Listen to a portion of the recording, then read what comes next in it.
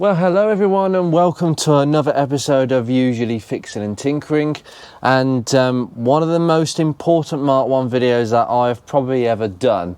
I've gone over some of the major common faults of a Mark 1, shown you how to do timing belts and under sealing and a little bit of minor brake and suspension work occasionally, but it's very minor to this car because, as most of you are aware, this car was pretty much rebuilt before I started YouTube, and hence an inspiration to start my YouTubing. And it's quite fitting that while the last episode's to go out before I take quite a sizable break from YouTube, not a permanent one, I must make that clear, but I need to get on top of my own cars and to create a bit of a work-life balance, which is always important. And this video, I am very pleased to announce that we have a solution to the rear carpet liners in a Mark 1 that supposedly, and in my opinion, is to create massive amounts of corrosion in a Mark 1 over time. Some cars are better than others. Some cars were much better protected. I've seen many evidence over the last couple of years, particularly at the Mark 1 meets, where I've seen some absolutely fantastic cars in terms of their rear arch lips and their sills, almost like as if they've been untouched.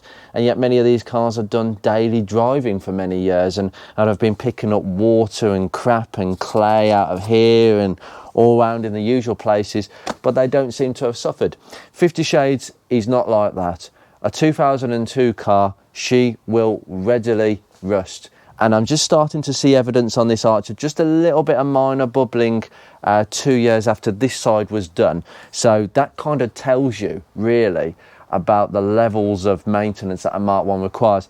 And certainly this car has not seen much rain at all since it had this side done. It was still a daily driver at that stage. I hadn't bought the Rover.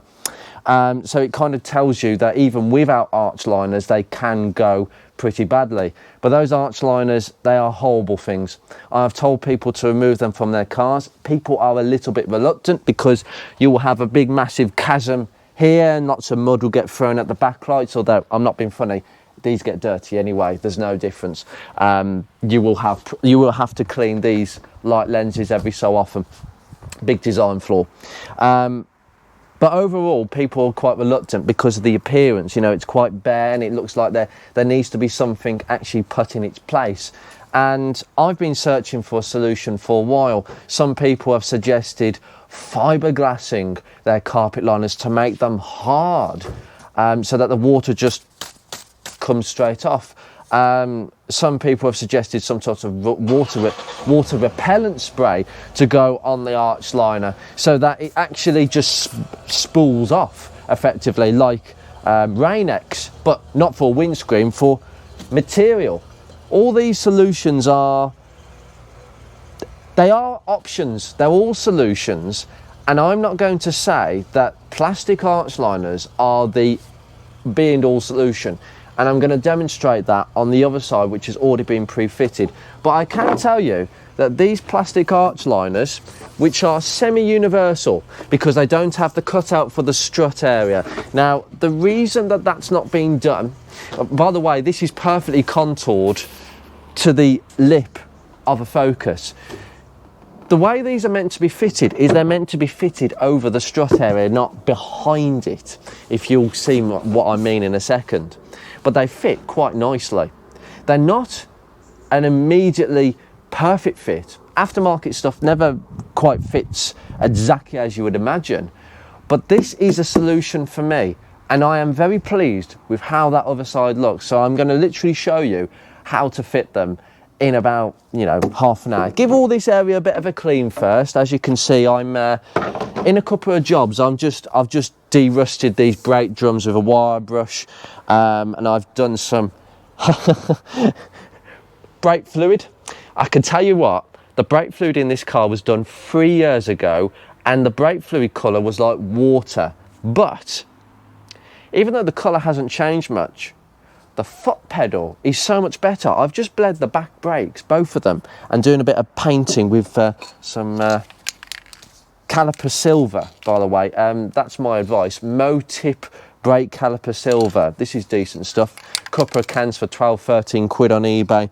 Can't go wrong with that. Bit of zinc primer, please, beforehand, but all this side has just been cleaned up in preparation, and there's actually minimal corrosion. So I'm going to show you how to fit these plastic arch liners, because this could be a thing that most Mark 1ers might start doing. Right, bear with, because I am amongst a couple of jobs. My other job today is to remove these locking nuts. I've had these on the car for years. I just put them on because it was on the driveway. Where is it? There we go. I want to remove all of them and replace them with nuts that Dave has given me. Some of these nuts have got these blasted caps on. Now, Mark II focuses are really bad for these caps swelling, and you can't get any sockets on them. It's like 19.5, something stupid, but on Focus Mark 1s, it's never an issue. In fact, have I got one without the cap? I've got some of them, there we go, some of them are missing the caps. I don't really care because it's covered up, basically. But I'm going to bring you to this side, of which I've been doing a lot of work. Yes, I recommend that, because the brake drum should be silver and the backing plate should be black, not all black, and so that's why I've put the cardboard round in this sort of. Remember the old sun clocks? I think that will make a few of you remember them. I certainly remember a couple of sun clocks at my grandparents' house. It makes me think of that. But this is the arch liner on this side. Now, as you can see, it doesn't cover as low as the original carpet liner, and I've had to cut up here and go straight across.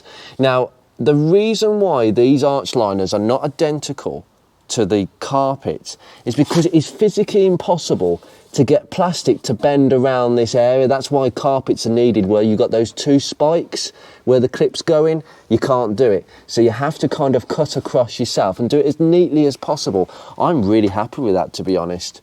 And what you're doing is you're effectively trying to fix it across this side. Now, this arch lip on this side is bent backwards a little bit, which is how it should have been in the factory. There is a bit of an arch gap between the two, probably about my finger, okay? So it doesn't fit ridiculously that good, okay? It's not a perfect fit, because this is supposed to come on this side, okay? They're not supposed to go beyond this two flappy pieces of metal that tend to rust off, to be honest. I have got a bit of fiberglass in here just to keep it structurally there, basically, but they're not structural. But most Mark 1s will have these bits fall into pieces by now. So if you haven't got them anymore, and you could just flush it off, cut it flush, you could have this arch liner over the shock absorber. And remember, this is the only moving bit. This doesn't move. This is just a plastic shroud. This is the bit that moves. This is the shaft, okay? This is the damper part. So you can have it over the top and it wouldn't get in the way. It's not going to impede or, you know, cause chafing on a suspension component. It's not going to do that. But overall, there are two fixings that you need to do, okay? By the way, these plastic liners, excuse me, are from Autodoc. I will try and give a link in the description, because I'm sure a lot of people will be going and buying these. I bought two of these, the pair of them, for about 40 quid with delivery, a very quick delivery. And I consider that decent money. You have a Torx fitting here. Now, this is a new Torx fitting. I suggest you get some of these Torx fittings. That is a hole that is in the reinforcing member of the bumper. That is an original fitting for the carpet liners. And some of these are the original fittings, but we can't use these because obviously that's how far low the carpet liners used to go. They used to be clipped in. So we can't use them, okay? But it covers most of the extremities, but it allows me, and this is important, this bit here is a bit low, so I can just do this. If there's any crap, it doesn't get stuck in there, and there's no actual connection between the liner and the arch liner, meaning, yeah, rubbish can get in there, but equally, you can get the rubbish out very quickly as well. It's two sides of a coin, but it's very easy to remove as well. If you wanted to, you just take that out, and you have to drill a fixing in there. That is it. Those are the only fixings. If you cut this really tightly along here, this will be stiff along here. This isn't going to come out, by the way, guys. So you drill a new fixing, just a pilot hole, and these are self-tapping Torx T30 bolts. Go and look at Torx arch liner bolts. These are on eBay, you can buy a pack of 10 of them or 20 for very cheap money. Go and buy some. You only need 2 per side, but this is a T30 self-tapping thread. Just do the pilot hole with a drill straight into that new metal, because remember, this bit is mostly what Mark 1 owners have had cut out, so this should be new metal by now. If you haven't, I'd suggest you probably have it looked at, because it will rot. They all rot. It's as simple as that. So I would cut that out, and that goes into straight new metal. I'll tell you what, the metal that my garage put in is blooming thick. It took me ages to drill through that. And that is how you fit the arch liner. So we're going to get on and sort this side out. I can't remember what a drill bit is required, but it's not a massive drill bit. It has to be fractionally smaller than the diameter of this self-tapping Torx T30. So we've got 2 of these ready to go on this side. You are going to need some cutters. You could use a Stanley knife or something other stronger, but these, yeah, I'm going to use tin snips today. I have got some paint, because we are going to have to mark up where we're cutting. So it goes in like this. This side goes that way, this side goes that way. I have just prepared this drum just for a bit of paint. I've bled this brakes. I'm going to go to the front later and bleed the fronts, because it's made a lot of difference. But basically, if I just show you on the back side, it looks like it's made, I'm sorry, I don't know the name of that. Tadas, do you know where that is? It sounds Polish to me. So hold on, can't even see that, but it's made somewhere around there. But actually, this is the name of this piece. They're 2 different parts numbers. Blick Ford Focus, 9th of September 98 to the 11th of November 2004. Wow, they go on a bit longer than that, because that was the 11th of November 2004 was when they crossed over to Mark 2s. And this is the parts number for this. So that's the parts number, okay? Actually, I'll show you this one. This is a better one. Okay, so that's the parts number for this side. The other side is 31p. 31p for that side, okay? But for this side, there's a lot of stickers on this. Yeah, so that is the parts number, but the other side is 31p. You need to buy them together. Blick, and then type in that number. I'm going to hold that there. Okay, you've made a note on your piece of paper. What are you waiting for? Go and buy them. Meantime, I need to fit these. Right. Okay, right, we're almost in. This is where you've got to kind of try and get some measurements. You might have to have 2 people, but what you've got to do is you've got to make some lines with some paint where the struts go. Now this is quite difficult, this is, because you don't want to cut too far out, because otherwise it's not going to work and you're going to be screwing yourself. You've got to cut it really tightly with those 2 strut pieces, okay? You've got to cut it so it's behind it. So as soon as you feel the edge, you can put the line in, okay? Try and go inwards, and if you have to cut more, then fine, but don't go too far out. Try and be quite generous, be quite, not generous, but be quite strict with the amount of plastic you're cutting off. So try and cut 2 lines by making 2 paint marks, okay? Right, I'm actually using some Rover Starlight Silver actually, just to do this. And I've made my marks. I've just felt where the corner is and then gone slightly more inwards. But we've got our 2 marks now. Bring this back out now. I get my tin snips out and just cut up these lines as straight as you possibly can. Just make it as neat as possible. You know, it doesn't have to be, you know, a piece of art, because it's going to go behind those 2 strut pieces.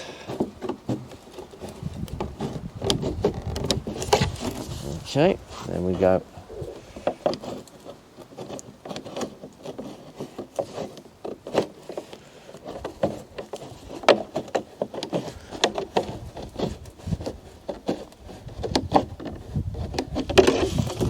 Okay. Just measure up, just to make sure you've got your measurements right. So just put it in, try and line it up as best you can. Yeah, okay. Just need to go probably a little bit more on that side. Yeah, okay. You take it back out now. And we may have to just cut a little bit more further out. That's absolutely fine. What I'm going to do, to make it easier, I'm just going to cut this piece off just a bit, just roughly. Okay, just cut that off. It doesn't matter. We're going to cut that straight a bit later, but I just want to cut a little bit more to get it absolutely spot on. Just keep trimming it a little bit at a time, because as I say, you don't want to go too far with this. So you keep on doing this cycle of trimming it, putting it back on, see how it fits, do a bit more. Once you've got it absolutely spot on, then you're ready to go for the next piece. Yeah, that's perfect. A bit of trimming. so many of these pieces, but I kept on trimming and trimming and trimming until it is literally nice, roughly. I might need to straighten that up a little bit, but literally we've gone right to the edge on both pieces. So now that will tuck in really, really nicely, and we can now start doing the next part, which is drilling this piece in down here. Now we've got a hole just where my finger is in the reinforcing bar, and we need to drill a nice hole. Now we need to get this wheel arch liner in rough position to do that. So you've got to try and get it behind these fenders a little bit. So I'm just going to do that now. This might end up fighting you. You've got to get it behind the grooves. This is the fight. Now, if you're fighting too much, it might mean you need to cut more off. So I might need to go a bit more actually, because that is not allowing me. Yeah, I'm just going to cut a bit more off. Right, so after much faffing around, I've realised that this side is very problematic compared to the other side. This is good consumer advice, this is. These filler pipes, they're in the way. They've made this groove here, but it's in the wrong place. That's not, I mean, it's completely in the wrong position. I've just cut above here just to take the slack off, and it's just gone round the corner, and it's really, really tight in there. Yeah, I might have to cut it a little bit further away from there, but there's a bit of a gap there, isn't there? I'm going to have to readjust that fractionally just to bring it further out. So at least it covers most of the extremities, but that is sitting at the bottom as it should be, and it's not protruding on the train arm. This side, I've literally just drilled actually a new hole because of these filler pipes. It's shifting very differently. The other side was much better to fit and much easier, but they did not do this correctly around the filler pipes. So I've had to drill a new fixing and just screw this Torx T13. This goes into this reinforcer here. It's not the bumper, it's just the reinforcer behind it. So I'm just going to screw that in mostly all the way, and it does seem to be sitting quite nicely now. Just give it a bit of a shift around, and now we need to drill that bolt in. Once I've got this shifted a little bit sideways due to, I've got to sort of readjust this a little bit up here. As I say, it's all rather cut and shut, this is. This is why I would say this is not the ultimate solution, okay, in dealing with those carpet liners. I wouldn't necessarily say they don't fit better, definitely not. But if you're looking for a solution and you want to drive in the wet, I think this is a solution. It will not provide, there's still a gap of about a finger's width across this. And obviously there's a couple of fingers that you can get in there. So ideally it doesn't do that much protection. But ideally it's easier to clean and water can come in and out. So I'm going to drill another hole through here, if I could just make a little pilot hole into this new metal.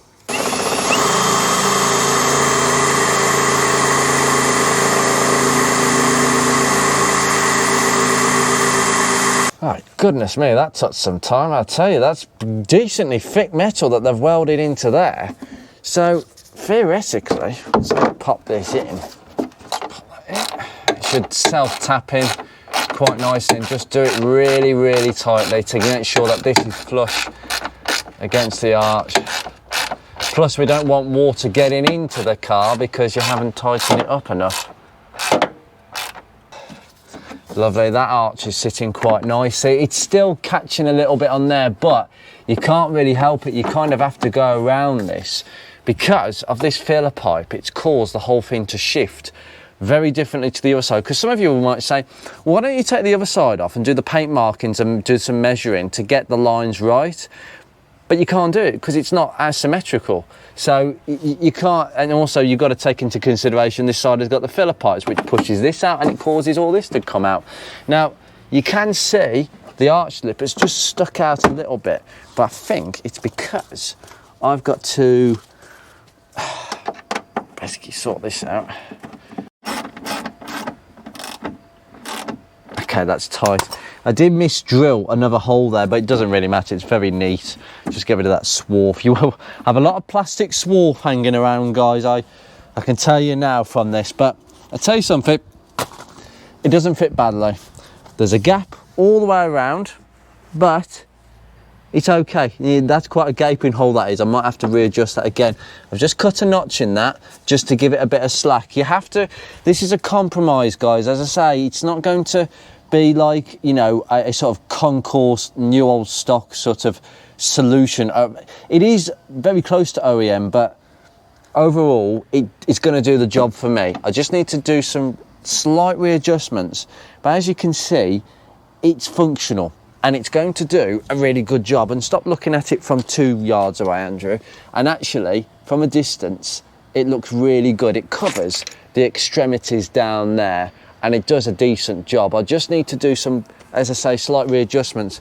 This side over here, which has been just about finished, I'm just bleeding the front brakes over there while I've been doing this. It fits much nicer because the filler pipe isn't protruding it. So this side is always the it's always been the worst side of the car, this, for everything, trust me.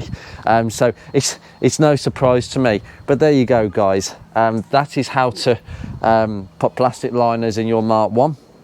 Just drill some holes, take your time, take as little off as possible to start off with, and keep taking them off and just readjusting it, seeing how it fits, because it is going to be a compromise fit, this. So I'm sure most of you will be convinced to either keep your arch, your carpets, if you've got them, but if you really want to convert, please convert. I've converted, and a few of you might do so. I'm not going to say that this is an all-in-one solution like I've said, but it will have its benefits. For me, it depends on your application, how you drive your Mark 1, when you drive it, do you drive it in the wet, etc., and how rusty is it? Have you had the work already done? Because if you've had the work done and you've had a lot of welding and a lot of body work on the rear arches, I would suggest you go for the plastics. If you haven't had it done, well, you're not going to get any immediate benefits because you're probably going to have the body work done at some point. But anyway, guys, in the world of Mark 1 Focuses, take care. This might be the last video for some time, but I'm sure that Nick will bring George to me for some very small jobs coming forward. But for me and 50 Shades, it is probably a final goodbye. Take care.